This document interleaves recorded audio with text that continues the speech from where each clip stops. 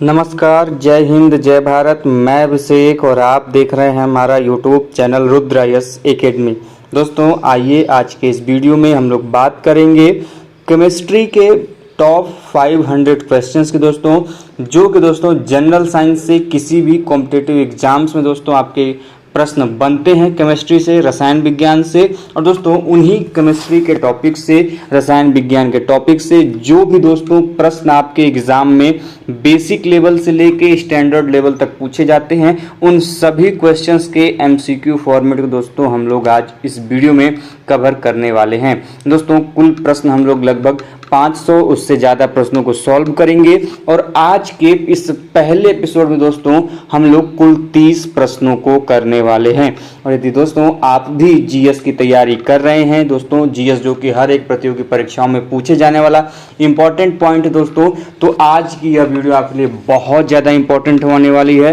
तो दोस्तों हमारे इस चैनल को, वीडियो को शुरू करने से पहले हमारे चैनल को सब्सक्राइब करें, साथ ही बेल आइकन को प्रेस करें, जिससे कि दोस्तों आपके पास वीडियो की लेटेस्ट नोटिफिकेशन सबसे पहले आप तक पहुंचे। जैसा कि दोस्तों आप अपनी स्क्रीन पर देख पा रहे होंगे, आपके सामने सबसे पहला प्रश्न है कि एक ही प्रकार का परमाणु निम्न में से किसमें मिलता है।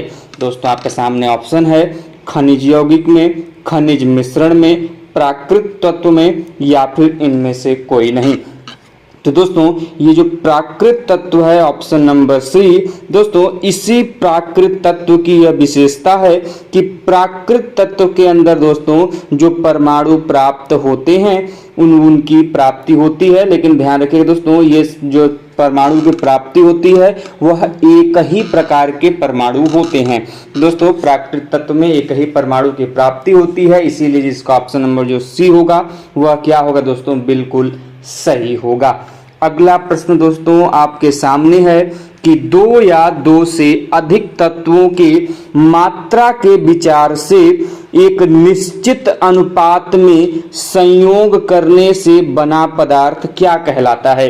दोस्तों प्रश्न को ध्यान से पढ़ना है कि दो या फिर दो से अधिक तत्व की जो मात्रा है उनके विचार से एक निश्चित अनुपात में, मतलब उनका अनुपात एक फिक्स्ड मात्रा में हो कि उनके निश्चित अनुपात में यदि संयोग करने से जो पदार्थ बनता है उसको क्या कहते हैं। तो दोस्तों आपके सामने ऑप्शन है तत्व, यौगिक, मिश्रण या फिर ठोस। तो दोस्तों जब दो या दो से अधिक तत्व एक निश्चित अनुपात में संयोग करते हैं तो वह बनाते हैं यौगिक। क्या बनाते हैं दोस्तों, यौगिक। तो यौगिक की देखिए सिंपल तौर पे ये जान लीजिए कि क्वेश्चन नंबर 2 आपका यौगिक का परिभाषा है। यौगिक किसे कहते हैं, तो दो या दो से अधिक तत्वों के मात्रा के विचार से एक निश्चित अनुपात में संयोग करने से जो बना पदार्थ होता है वह क्या कहलाता है, यौगिक कहलाता है। इसलिए ऑप्शन नंबर जो बी हो जाएगा इसका दोस्तों वह बिल्कुल सही हो जाएगा। अगले प्रश्न की तरफ चलते हैं दोस्तों। अगला प्रश्न आपके सामने है कि दो या दो से अधिक शुद्ध पदार्थों को किसी भी अनुपात में मिला देने से क्या बनता है। देखिए दोस्तों वहां जो अनुपात था वो दो तत्वों का था, लेकिन वो अनुपात एक निश्चित मात्रा में था। लेकिन यहां पर बात कर रहा है कि दो या दो से अधिक शुद्ध पदार्थ होंगे जब संयोग पदार्थ का हो और उनका अनुपात निश्चित न हो, तो उनसे बना जो चीज होगा, जो वस्तु होगी, उसको हम लोग क्या बोलेंगे। वह आपके सामने ऑप्शन है तत्व, यौगिक, मिश्रण या फिर कोई नहीं। तो भैया जो पदार्थों का आपका संयोग होता है एक निश्चित मात्रा कह लें या फिर एक अनुपात में जिसमें दोस्तों पदार्थ होते हैं, उनको बोला जाता है दोस्तों मिश्रण। तो ये जो परिभाषा है क्वेश्चन नंबर 3 में, यह मिश्रण की ही परिभाषा दी गई है कि दो या दो से अधिक शुद्ध पदार्थों को किसी भी अनुपात में मिला देने से जिसकी प्राप्ति होती है वह क्या कहलाता है, वह कहलाता है आपका मिश्रण। ठीक है दोस्तों ध्यान रखिएगा, इंपॉर्टेंट पॉइंट है, आपके एग्जाम में यहां से प्रश्न बन सकता है। आगे बढ़ते हैं दोस्तों अगले प्रश्न की तरफ जो कि आपके सामने है। अगला प्रश्न दोस्तों कि दोस्तों ऐसे तत्व जिनमें धातु और अधातु दोनों के गुण पाए जाते हैं वह क्या कहलाते हैं। दोस्तों हम लोग सामान्यतः तत्वों को दो श्रेणी में बांटते हैं, एक धातु जिन्हें हम मेटल बोलते हैं, मेटलिक एलिमेंट दोस्तों, और दूसरे होते हैं दोस्तों नॉन मेटलिक एलिमेंट, मतलब जिनको हम लोग अधातु के रूप में जानते हैं। तो लेकिन प्रश्न यहाँ पर है कि वह कौन से ऐसे धातु हैं जिनमें की वह कौन से ऐसे तत्व हैं जिनमें धातु के साथ साथ क्या हमको मिलता है, अधातु के भी गुण मिलते हैं। तो उन तत्वों के नाम बताने हैं। तो दोस्तों आपके सामने ऑप्शन है, आदर्श धातु को कहते हैं, उपधातु में मिलते हैं, मिश्र धातु में मिलते हैं, या फिर धातुमल में मिलते हैं। तो ध्यान रहे दोस्तों, ये जो धातु और अधातु दोनों के गुणों की प्राप्ति होती है वह हमको मिलता है उपधातु में। जी दोस्तों, ये जो उपधातु होता है यह एक ऐसे पदार्थ होते हैं जिनमें हमको धातु के कैरेक्टरिस्टिक्स मिलते तो है ही, साथ में हमको अधातु जो है, जो नॉन मेटेलिक है, उसके भी इसमें कैरेक्टरिस्टिक्स हमको देखने को मिलते हैं। उनको क्या बोलते हैं? उपधातु बोलते हैं। अगले प्रश्न की तरफ चलते हैं दोस्तों। अगला प्रश्न आपके सामने है कि निम्नलिखित में से कौन सा धातु होते हुए भी विद्युत का कुचालक है? आप सभी लोग जानते होंगे, सामान्यतः जो भी धातुएं होती हैं वह विद्युत के सुचालक के रूप में कार्य करती हैं। सुचालक का मतलब कि यदि आपने उसमें विद्युत का धारा का प्रवाह किया तो वह एक छोर से दूसरे छोर तक उसमें प्रवाहित होगा, तो इसी को बोलते हैं सुचालक। तो दोस्तों सामान्य अर्थ में जितनी भी धातुएं हैं, जैसे हम आप सभी देखते हैं, चाहे एल्यूमिनियम हो, तांबा हो, लोहा हो, टीन हो, इन सभी में क्या होता है कि इन सभी में आपका विद्युत के क्या होते हैं? सुचालक होते हैं। बने हैं धातु के लेकिन इनमें विद्युत के सुचालक होते हैं। लेकिन प्रश्न ये आपसे है कि वो कौन सा ऐसा धातु है जो कि धातु तो है लेकिन विरोध में क्या है कि वह विद्युत का कुचालक है, अर्थात इसमें विद्युत धारा प्रवाहित नहीं हो सकती। तो आपके सामने ऑप्शन है भाई, टीन, कॉपर, लेड या फिर निकेल। तो दोस्तों ऑप्शन नंबर सी, जिसको लेड बोलते हैं, जिसको सामान्य अर्थ हम लोग शीशे के रूप में जानते हैं। तो ये जो लेड है, जिसको हम लोग साइंटिफिक फॉर्म में यदि हम इसको डिनोट करें तो पीबी के रूप में डिनोट किया जाता है, प्लम्बलम बोलते हैं इसको। तो ये जो पीबी होता है दोस्तों, ये जो लेड होता है, यह एक ऐसा धातु है जो कि विद्युत का कुचालक है। कभी आपने शीशे में करंट उतरते हुए देखा है? नहीं। बाकी अन्य धातु में समान अर्थों में आपको करंट या फिर विद्युत के सुचालक के रूप में आप लोग जानते होंगे, भली भांति। अगले प्रश्न की तरफ चलते दोस्तों। अगला प्रश्न आपके सामने है कि निम्नलिखित में से किस अधातु में धातुई चमक पाई जाती है? मतलब क्या है कि आप सभी लोग जानते हैं कि हर धातु की अपनी एक विशिष्ट चमक होती है, लेकिन प्रश्न ये है कि वह तत्व ऐसा है, वह अधातु ऐसा है कि जिसमें वो तो कैरेक्टरिस्टिक्स तो उसके अधातु के हैं, नॉन मेटलिक है, लेकिन उसमें जो चमक है वह धातु की है। तो वह कौन सा ऐसा धातु है? तो आपके सामने ऑप्शन है, ग्रेफाइट, आयोडीन, ए और बी दोनों, या फिर इनमें से कोई नहीं। तो सामान्य अर्थों में आप लोग ग्रेफाइट को जानते होंगे, आयोडीन को देखा होगा आप सभी लोगों ने। तो ये क्या है दोस्तों कि एक ऐसे धातु हैं जिनमें धातुई चमक पाई जाती है, इसलिए ग्रेफाइट और आयोडीन सही होगा, अर्थात ऑप्शन नंबर जो सी है, ए और बी दोनों सही, वह क्या होगा? सही होगा। और ये भी जान लीजिए, जो ग्रेफाइट है, जो कि मैक्सिमम पेंसिल हम लोग जो यूज करते हैं उसमें जो काला रंग का पदार्थ होता है वह ग्रेफाइट होता है। ग्रेफाइट धातु का अधातु होते हुए एक ऐसा अच्छा उदाहरण विद्युत सुचालक का कि कहिए मत, मतलब इसमें विद्युत धारा का प्रवाह बहुत अच्छे तरीके से होता है। तो कभी एक्सपेरिमेंट मत कर लीजिएगा, लेकिन यदि एक पेंसिल दोनों तरफ से छीली गई है और एक तरफ करंट लगाया तो दूसरी तरफ बहुत तगड़ा करंट मारेगा, इस चीज से बचे रहिएगा। तो इसलिए बच्चे जो घर में हैं उनको ऐसी पेंसिल देने से परहेज करिए, क्योंकि वो लोग सॉकेट ढूंढ लेते हैं उस समय। खैर आगे बढ़ते हैं अगले प्रश्न की तरफ कि निम्न में से कौन सा उपधातु है? ऑप्शन में से आपको छांट के बताना है। तो आपके सामने ऑप्शन है आर्सेनिक, एंटीमनी, जर्मेनियम या फिर ये सभी। तो दोस्तों ये जो तीनों आपके सामने दिखाई दे रहे हैं, चाहे आर्सेनिक में बोलूं, चाहे एंटीमनी बोलूं या फिर जर्मेनियम बोलूं, ये सभी की सभी जो आपके धातुओं के रूप में स्थापित हैं, यह धातु नहीं बल्कि यह क्या है? उपधातु हैं। उपधातु का मतलब इसमें धातु और उपधातु दोनों के गुण विद्यमान हैं। ठीक है, ध्यान रखिएगा दोस्तों, इंपॉर्टेंट है। आपके एग्जाम के पॉइंट ऑफ व्यू से कि भाई आर्सेनिक क्या है, निम्नलिखित में से इसकी गुण क्या है, तो आपके सामने धातु, अधातु, उपधातु सभी होगा। तो ध्यान रखिएगा इन तीनों को, ये तीनों क्या है विशेषताओं से, गुण से, ये तीनों हैं उपधातु। अगले प्रश्न की तरफ चलते हैं दोस्तों। अगला प्रश्न आपके सामने है कि निम्न में से कौन सा एक यौगिक है। निम्न में से कौन सा एक यौगिक है। आपके सामने ऑप्शन है वायु, पारा, ओजोन या फिर अमोनिया। तो दोस्तों इनमें से जो अमोनिया है, जिसको हम लोग NH4 के नाम से जानते हैं, तो अमोनिया जो है दोस्तों यह जो है यह एक यौगिक के रूप में जाना जाता है। यौगिक की हमने अभी परिभाषा बताई कि दो या फिर दो से अधिक तत्व जो हैं आपस में मिलकर, लेकिन उनका एक निश्चित अनुपात होगा, तो वह मिलकर क्या बनाएंगे, यौगिक बनाएंगे। एज लाइक दैट, जैसे मैंने अमोनिया का उदाहरण बताया, तो अमोनिया का फार्मूला होता है, आप सभी लोग जानते हैं, NH4। तो अमोनिया यौगिक कैसे हो गया। तो मेरे भाई इसमें नाइट्रोजन की मात्रा 1 है और हाइड्रोजन की मात्रा 4 है।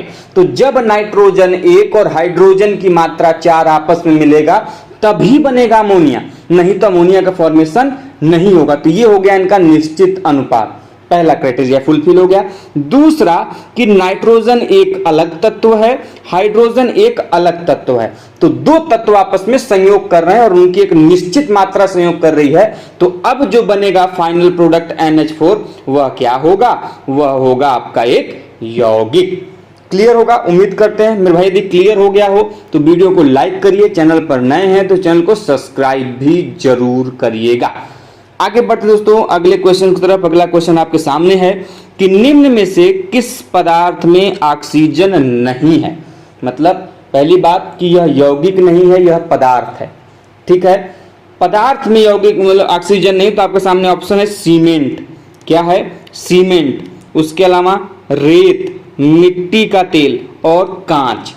तो रेत में भी है, ठीक है, सिलिकॉन ऑक्साइड। रेत का फॉर्मूला क्या होता है, सिलिकॉन ऑक्साइड। सीमेंट में जिप्सम होता है, जिप्सम का जब आप लोग सीमेंट का पूरा फुल फॉर्म पढ़ोगे तो उसमें भी ऑक्सीजन की मात्रा है। कांच का जब निर्माण पढ़ोगे तो उसमें भी ऑक्सीजन का उपयोग किया जाता है। लेकिन जो ये मिट्टी का तेल है, ठीक है, जिसे हम लोग केरोसिन ऑयल के रूप में भी जानते हैं, इस मिट्टी के तेल में ऑक्सीजन की मात्रा नहीं होती है। ध्यान रखिएगा। आज एक चीज और, जब भी किसी तत्व को दर्शाते हैं तो उसके साथ कोई नंबर यूज नहीं किया जाता है। जब भी एक किसी एलिमेंट को हम लोग सिंबल के रूप में प्रेजेंट करते हैं तो उसके नीचे दाईं तरफ जो होता है दोस्तों वह नंबर नहीं शो किया जाता है। लेकिन जैसे ही कोई यौगिक लिखा जाएगा, कोई पदार्थ को बारे में दर्शाएंगे, तब वहां पे आपका क्या हो जाएगा कि आपका जो नंबर है वो लिखा जाएगा। जैसे O अभी तक मैंने लिखा तो ये ऑक्सीजन का तत्व का सिंबल है, लेकिन जैसे ही मैंने यहां पर O2 लिख दिया, यह ऑक्सीजन गैस का फार्मूला हो जाएगा। O3 लिख देंगे, ओजोन गैस का फार्मूला हो जाएगा। तो इस चीज को आप लोगों को ध्यान में रखना है। आगे बढ़ते दोस्तों अगले क्वेश्चन की तरफ। अगला क्वेश्चन आपके सामने है कि स्टेनलेस स्टील एक मिश्र धातु है जबकि वायु एक क्या है। स्टेनलेस स्टील एक मिश्र धातु है। मिश्र धातु किसे कहते हैं, दो या फिर दो से अधिक भिन्न भिन्न धातुओं को आपस में मिलाने से जो नई धातु का निर्माण होता है वह कहा जाता है मिश्र धातु। As like stainless steel, steel दो अलग अलग धातुओं से बनते हैं, कांसा, ब्रॉन्ज, कॉपर और लेड, स्टैनम सॉरी कॉपर और टीन को आपस में मिला दिए, क्या बन गया, कांसा बन गया। तो उसी प्रकार जब दो या दो से अधिक धातु मिलाते हैं तो जो नई धातु बनती है उसको हम लोग क्या बोलते हैं, उसको हम लोग मिश्र धातु के रूप में जानते हैं। खैर पूछा प्रश्न यहाँ पर यह है कि वायु क्या है। आपके सामने ऑप्शन है वायु एक मिश्रण है, वायु एक यौगिक है, वायु एक तत्व है या फिर वायु एक विलयन है। तो ध्यान है दोस्तों, वायु एक क्या है, मिश्रण है, क्योंकि वायु के अंदर भिन्न भिन्न पदार्थ, भिन्न भिन्न प्रकार के क्या होते हैं, पदार्थ उपस्थित होते हैं। और जहां पर पदार्थ उपस्थित हों और उनकी निश्चित मात्रा न हो, वो क्या कहलाते हैं? वह कहलाते हैं मिश्रण। इसलिए इसका ऑप्शन नंबर जो ए होगा वह क्या होगा? सही होगा। मेरे भाई यदि वीडियो काम के लगे तो लाइक भी करते हुए चलिए। अगला प्रश्न है कि निम्न में से कौन सा एक तत्व है? आपके सामने ऑप्शन है माणिक्य, नीलम, पन्ना या फिर हीरा। दोस्तों इसमें जो हीरा है, हीरा जिसको हम लोग डायमंड के रूप में जानते हैं सामान्य अर्थों में, तो हीरा जो है दोस्तों कार्बन का एक प्रतिरूप है। दोस्तों यह क्या है? यह एक क्या है? तत्व के रूप में जाना जाता है। इसलिए ऑप्शन नंबर जो डी होगा वह क्या हो जाएगा? बिल्कुल सही हो जाएगा। अगले प्रश्न की तरफ चलते दोस्तों। अगला प्रश्न आपके सामने है कि विश्व का प्रत्येक पदार्थ अत्यंत सूक्ष्म कणों से मिलकर बना है, यह सर्वप्रथम किसने कहा? तो भैया विश्व का प्रत्येक पदार्थ अत्यंत सूक्ष्म कणों से मिलकर बना है, इस कोटेशन को, इस स्टेटमेंट को किसने दिया? आपके सामने ऑप्शन है डाल्टन ने, कणाद ने, रदरफोर्ड ने या फिर इनमें से कोई नहीं। तो दोस्तों आप लोगों ने कणाद मुनि का नाम सुना होगा। अब इन्होंने कौन से फिलॉसफी दी थी, कौन सा दर्शन दिया था, आप हमें कमेंट बॉक्स के माध्यम से जल्दी से बता दीजिए। काफी इंपॉर्टेंट ये इन्होंने थ्योरी दी है। तो कणाद जो मुनि थे दोस्तों, इन्होंने कहा था कि जो भी ब्रह्मांड में पदार्थ मौजूद हैं वो सभी पदार्थ अत्यंत सूक्ष्म कणों से मिलकर बने हुए हैं। ठीक है, ध्यान रखिएगा। इसलिए ऑप्शन नंबर जो बी हो जाएगा इसका क्या हो जाएगा दोस्तों? बिल्कुल सही हो जाएगा। अगला प्रश्न दोस्तों आपके सामने है कि हीरा क्या है? डायमंड निम्नलिखित में से क्या है? तो आपके सामने ऑप्शन है तत्व है कि यौगिक है, अभी हमने कुछ देर पहले ही बताया मिश्रण है या फिर इनमें से कोई नहीं। तो हमने कुछ देर पहले ही बताया था कि हीरा क्या है भैया? हीरा क्या है? तत्व है। ठीक है, हीरा क्या है? तत्व है जो कि कार्बन का प्रतिरूप है। अगला प्रश्न है भाई कोयला क्या है? कोयला क्या है? तो भैया कोयला किसका प्रतिरूप है? जैसे हीरा हुआ, ग्रेफाइट हुआ, कार्बन हुआ, कोयला हुआ, ये सभी कार्बन के प्रतिरूप हैं। तो आपके सामने ऑप्शन है तत्व, यौगिक, तरल या फिर इनमें से कोई नहीं। तो कोयला है भैया आपका एक क्या? तत्व। ठीक है, ऑप्शन नंबर ए हो जाएगा इसका क्या? सही। अगला प्रश्न दोस्तों कि निम्न में से कौन एक मिश्रण नहीं है? तो आपके सामने ऑप्शन है ग्रेफाइट, कांच, पीतल या फिर इस्पात। तो दोस्तों पहली बात कि ग्रेफाइट क्या है? यह एक तत्व है। तो जहां पर तत्व आ गया, पदार्थ नहीं आया, तो तत्व किस क्या बनाते हैं? यौगिक बनाते हैं। लेकिन यहां पर मिश्रण में पदार्थ की आवश्यकता पड़ती है। तो ग्रेफाइट क्या है? एक कार्बन का तत्व है। ठीक है, इसलिए ऑप्शन नंबर जो ए हो जाएगा ग्रेफाइट, यह एक मिश्रण नहीं है। अगला प्रश्न है कि बारूद निम्नलिखित में से क्या होता है? तत्व होता है, मिश्रण होता है, यौगिक होता है या फिर तरल होता है। तो बारूद के निर्माण में अलग अलग पदार्थों का एक अनिश्चित मात्रा में या फिर निश्चित मात्रा में क्या होता है? हम उसका उपयोग करते हैं। तो यहाँ पर पदार्थों का उपयोग किया जा रहा है। तो बारूद क्या हो जाएगा? जहां पर भिन्न भिन्न पदार्थ आपस में मिले वहां पर हो जाता है मिश्रण। इसलिए ऑप्शन नंबर जो बी हो जाएगा दोस्तों उसका क्या हो जाएगा? बिल्कुल सही हो जाएगा। अगला प्रश्न है कि विरंजक चूर्ण क्या है निम्नलिखित में से? आपके सामने ऑप्शन है तत्व है, यौगिक है, मिश्रण है, अपरूप है, क्या है? तो दोस्तों ये जो विरंजक चूर्ण होता है, विरंजक चूर्ण क्या है? एक यौगिक है। क्योंकि विरंजक चूर्ण के निर्माण में, जिसको हम लोग लाल दवा के रूप में भी जानते हैं, जहां तक मुझे ध्यान में आ रहा है कि MnO4 पोटेशियम पर मैग्नेट बोलते हैं और सामान्य अर्थों में इसको विरंजक चूर्ण बोला जाता है। तो ये जो है यह जहां पर तत्व 2 या 2 से अधिक होंगे, मैंने पहले ही बताया, वो क्या कहे जाएंगे? यौगिक कहे जाएंगे। इसलिए ऑप्शन नंबर जो बी होगा इसका क्या हो जाएगा? बिल्कुल सही होगा। अगला प्रश्न आपके सामने है कि निम्न में से कौन एक यौगिक है? आपके सामने ऑप्शन है स्टील, पीतल, रेत या इनमें से कोई नहीं। तो यौगिक के लिए क्या परिभाषा है? तो मैंने पहले ही बताया, यौगिक उन्हें कहते हैं जो कि 2 या 2 से अधिक पदार्थों से मिलकर बने होते हैं। तो भैया रेत तो पता है, रेत में कई सारे पदार्थ मिले होते हैं। तो रेत क्या होगा? एक यौगिक होगा। सॉरी, पदार्थ नहीं, रेत की फॉर्मूला जब आप लोग पढ़ेंगे तो SiO2, सॉरी, तो मैं मैंने गलती कह दिया, मैं क्षमा चाहूँगा, SiO2 सिलिकॉन ऑक्साइड बोलते हैं जिसको। तो इसमें अलग अलग दो तत्व हैं, तो जब दो तत्व आपस में मिलते हैं तो वह क्या कहे जाते हैं, यौगिक कहे जाते हैं। इसलिए ऑप्शन नंबर जो सी होगा रेत, वह क्या हो जाएगा, बिल्कुल सही हो जाएगा। जबकि स्टील, पीतल, यह सभी क्या हैं, यह एक तत्व हैं। ठीक है, आगे बढ़ते हैं दोस्तों अगले प्रश्नों की तरफ। अगला प्रश्न आपके सामने है कि पदार्थ की चतुर्थ अवस्था क्या कहलाती है। आपने सामान्य रूप में पढ़ा होगा ठोस, द्रव, गैस, लेकिन चतुर्थ अवस्था क्या होती है पदार्थ की, तो आपके सामने ऑप्शन है ठोस, गैस, रेत या फिर प्लाज्मा। तो ध्यान रहे दोस्तों, प्लाज्मा को हम लोग पदार्थ की चतुर्थ अवस्था के रूप में जानते हैं। ठीक है, ध्यान रखिएगा, पदार्थ की चतुर्थ अवस्था का नाम क्या है, प्लाज्मा है। आगे बढ़ते हैं दोस्तों अगले प्रश्न की तरफ। अगला प्रश्न आपके सामने है कि निम्न में से कौन सा न तो तत्व है न ही यौगिक है। आपके सामने ऑप्शन है वायु, जल, पारा या फिर सोडियम क्लोराइड। तो दोस्तों आपको ध्यान रखना है कि इनमें से कौन सा न तत्व है न तो यौगिक है। तो ध्यान रहे दोस्तों, वायु जो है, जिस एयर जो है, इसमें न तो कोई तत्व है, ठीक है, न ही यह एक यौगिक है, क्योंकि वायु को हमने कुछ देर पहले ही बताया, वायु एक क्या है, मिश्रण है, भिन्न भिन्न पदार्थों से बना हुआ है। इसलिए ऑप्शन नंबर जो ए हो जाएगा वह क्या हो जाएगा, सही हो जाएगा। अगला प्रश्न दोस्तों आपके सामने है कि वायु निम्न में से क्या है। तो हमने पहले ही बताया वायु, अभी तुरंत कुछ देर पहले, कि वायु क्या है, मिश्रण है।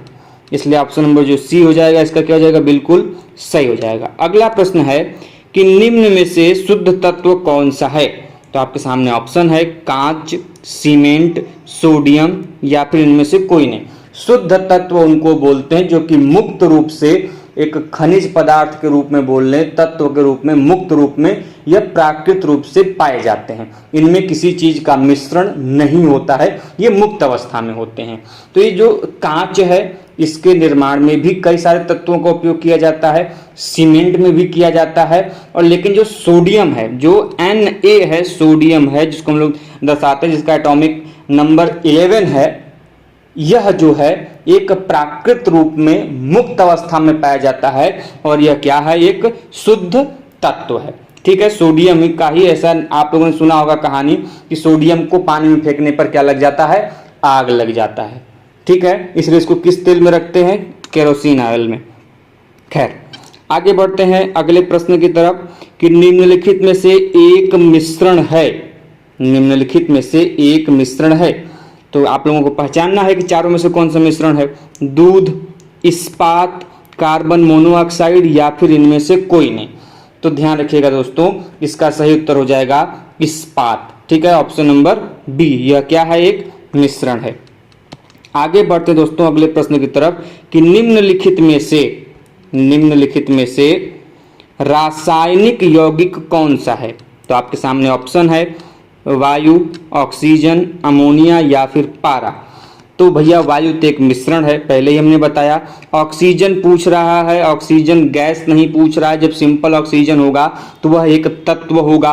पारा जिसको हम लोग Hg से डिनोट करते हैं सिंबल के रूप में, यह भी एक क्या है, तत्व है। लेकिन जो अमोनिया है जिसको हम लोग क्या बोलते हैं, NH4 के नाम से जानते हैं, यह अमोनिया ही जो होती है दोस्तों, यह क्या है, यौगिक है, क्योंकि दो तत्व इसमें नाइट्रोजन और हाइड्रोजन आपस में मिलकर एक निश्चित अनुपात में क्या बना रहे हैं, यौगिक बना रहे हैं। इसलिए यह क्या है, एक रासायनिक यौगिक है। इसलिए ऑप्शन नंबर जो सी हो जाएगा यह क्या हो जाएगा, बिल्कुल सही हो जाएगा। अगला प्रश्न आपके सामने है कि सबसे पहले इलेक्ट्रॉन के आवेश का सफलतापूर्वक निर्धारण किसने किया। तो भैया इलेक्ट्रॉन का बात है तो इलेक्ट्रॉन को खोजा किसने, ये भी बड़ा इंपॉर्टेंट है। तो इलेक्ट्रॉन को खोजा था जे थॉमसन ने। पहली चीज, इलेक्ट्रॉन के ऊपर आवेश क्या होता है, ठीक है, प्लस साइन होता है कि माइनस चार्ज होता है कि न्यूट्रल होता है। तो भैया किसी भी एटम की यदि हम संरचना की बात करें, स्ट्रक्चर की बात करें, तो उसके जो न्यूक्लियस होता है एटम का, उसमें प्रोटॉन और न्यूट्रॉन होता है, और जो उसके सर्कल होते हैं, जो परिधि होती है जिसमें इलेक्ट्रॉन चक्कर लगाता है, तो कुल 3 मेन एलिमेंट हैं आपके एटम के।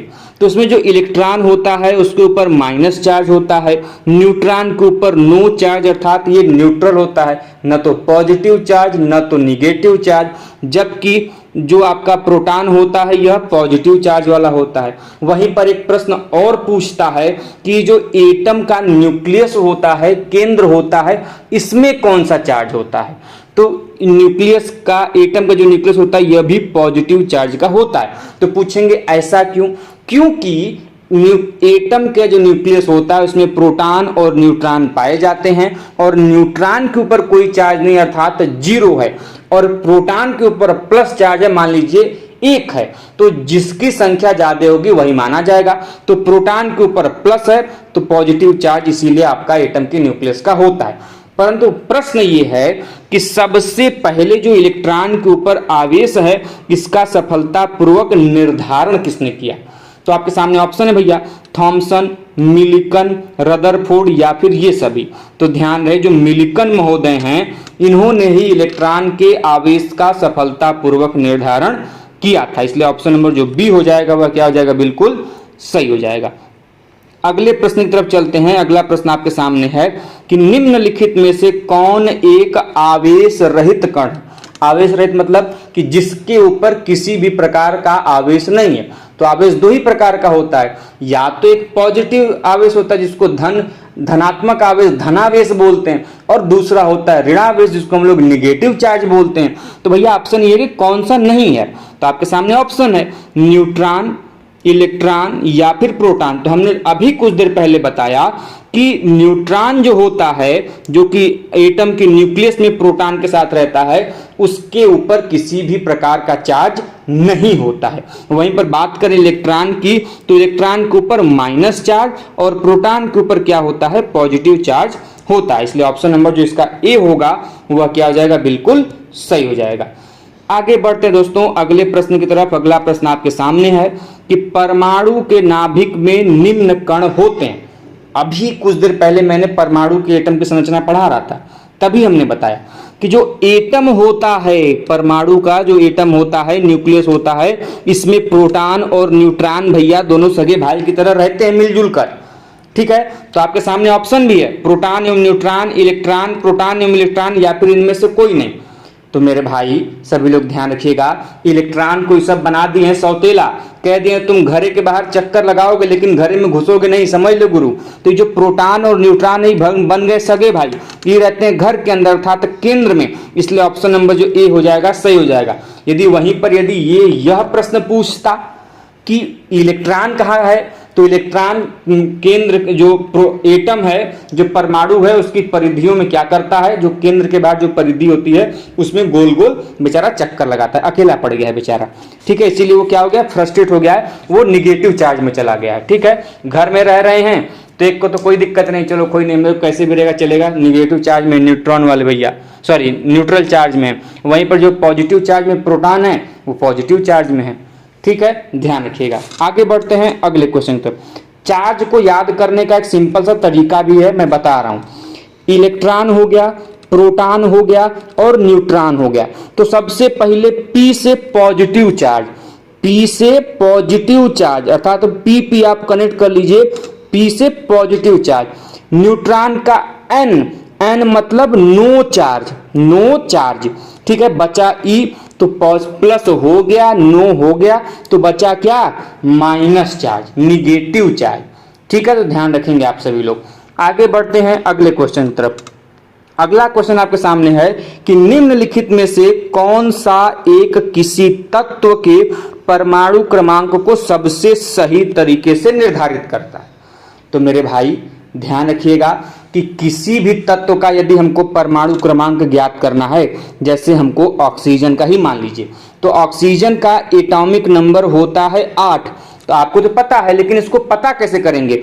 तो ये जो परमाणु की संरचना होती है, तो परमाणु के न्यूक्लियस में हमने अभी बताया कि प्रोटॉन और न्यूट्रॉन दोनों सगे भाई क्या करते हैं? बड़े प्रेम से रहते हैं। तो उस घर में जितने प्रोटॉनों की संख्या होगी वह उस तत्व के परमाणु क्रमांक के रूप में जाना जाएगा। तो जो ऑक्सीजन का परमाणु क्रमांक है वह कितना है, 8 है। तो ऑक्सीजन में प्रोटॉन की संख्या क्या होगी, सदैव 8 होगी। ये बात ध्यान रखिएगा, जो तत्व होते हैं जिनमें कोई चार्ज नहीं होता, सामान्य रूप में लिखे जाएंगे तो उनके इलेक्ट्रॉन की संख्या प्रोटॉन के बराबर होगी, जब तक उस पर कोई चार्ज नहीं होगा।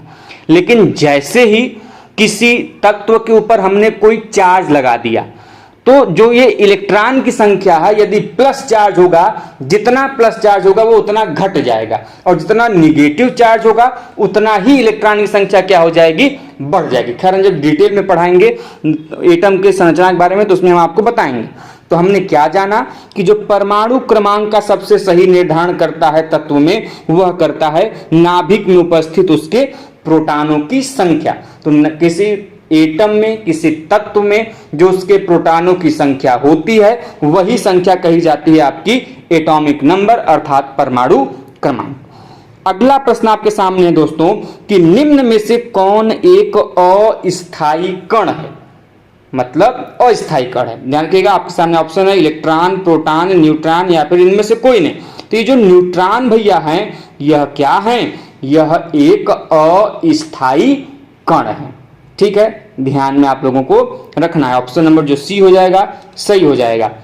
अंतिम प्रश्न की तरफ चलते हैं। आज के अंतिम प्रश्न जो आपके सामने है कि पदार्थ का परमाणविक सिद्धांत किसने दिया था। वाह वाह वाह वाह, क्या क्वेश्चन है भाई। तो पदार्थ का ये जो परमाणविक सिद्धांत है, एटॉमिक थ्योरी है पदार्थ का, यह किसने दिया था। आपके सामने ऑप्शन है रदरफोर्ड, डाल्टन, कणाद ने या फिर किसी ने नहीं। तो डाल्टन महोदय के द्वारा सबसे पहले पदार्थ के परमाणविक सिद्धांत की, एटॉमिक थ्योरी की जो थ्योरी थी वह क्या कर दी गई, दी गई। ठीक है, ध्यान में आप सभी लोग रखेंगे। तो दोस्तों इस प्रकार से आज के केमिस्ट्री के पहले एपिसोड में हमने 30 प्रमुख प्रश्नों की चर्चा की। उम्मीद करता हूं दोस्तों ये वीडियो आपको पसंद जरूर आई होगी। मेरे दोस्त यदि वीडियो पसंद आई हो तो हमारे चैनल को सब्सक्राइब जरूर करिएगा, और दोस्तों अपने दोस्तों के साथ इस वीडियो को ग्रुप में, सोशल मीडिया में शेयर भी जरूर करें। और दोस्तों यदि अभी तक आपने हमारे फेसबुक पेज, इंस्टाग्राम पेज को फॉलो नहीं किया है तो तुरंत जाइए दोस्तों, वहां पे फॉलो करिए। वहां पे दोस्तों आपसे कई प्रकार की विशिष्ट जानकारियों के साथ मिलते और जुड़ते रहते हैं। तो दोस्तों आज के लिए बस इतना ही। मिलते हैं नेक्स्ट वीडियो में इसी प्रकार के अपडेट और इन्फॉर्मेशन के साथ। तब तक के लिए जय हिंद, जय भारत, हर हर महादेव।